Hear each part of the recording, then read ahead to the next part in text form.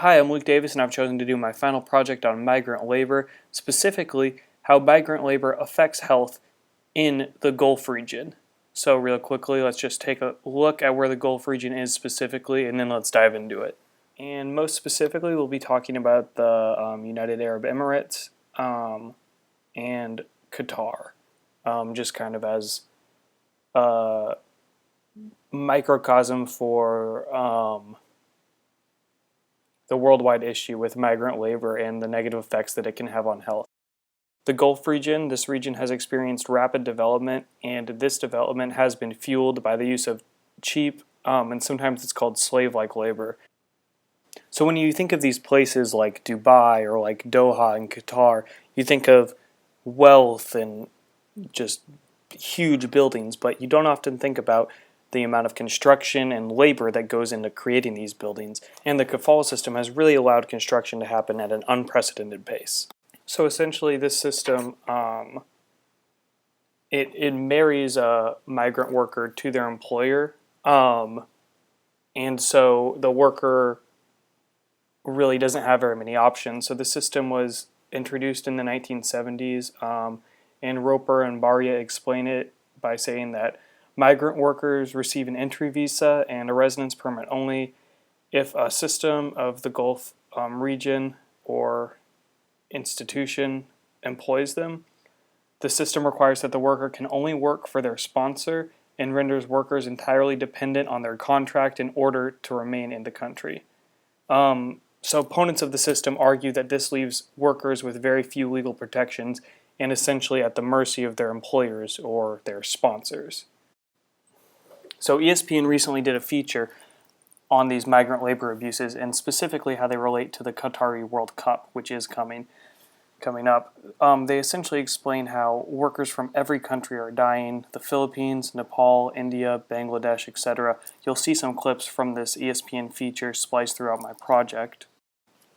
And this documentary really did an excellent job raising awareness for these terrible working conditions for these migrant laborers, the camps they're forced to work in, just the heat, and the amount of deaths for these workers. And I think this quote really does help sum up how many people feel about these labor abuses. The allegations suggest a chain of exploitation leading from poor Nepalese villages to Qatari leaders. The overall picture is of one of the richest nations exploiting one of the poorest to get ready for the world's most popular sporting tournament. However, one thing this documentary did not bring to light, which I understand because, of course, ESPN is focusing on sports and how this story relates to sports, but are the migrant labor abuses that occur to domestic servants who are mostly women. So these domestic workers are often brought to these Gulf states using the same dubious recruiting tactics that those in the construction industry are. However, sometimes they are treated even worse than those in the construction industry. Many domestic employers do not allow their employees to take a day off or even have access to a telephone, mail, or their own passports. They say these items are distractions to their employees. The combination of all these factors makes it incredibly difficult for these workers to have any type of recourse against abuse. One woman, Dima, tells her story.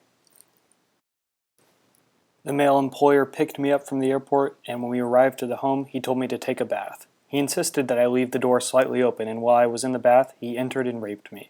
He started bragging about never having a black woman before and his excitement at having a taste. Afterwards, I was forced to bury the scars and so that I could carry on with my household chores. Several weeks later, it happened again. This time, he tied my hands to the bed and spread my legs apart and tied each to the bed and raped me repeatedly. Then he invited 2 male friends over, and they also took turns raping me. While the family was getting into the car, I started running. I couldn't bear living like this anymore. This is obviously incredibly disturbing, but scarily common under this system. Shannon Burrow, who's the General Secretary for the International Trade Union Confederation, explains the situation by saying that the authorities are well aware that brutality is the fate of too many domestic workers. While thousands of women flee from their employers every year, they don't matter enough for the Qatari authorities to even keep records. I believe that the exploitation of migrant labor does a great job of explaining in a very simple to see way how migrant labor affects men and women differently. These do have to stop, and I really encourage you to support various organizations that are working to end these terrible events.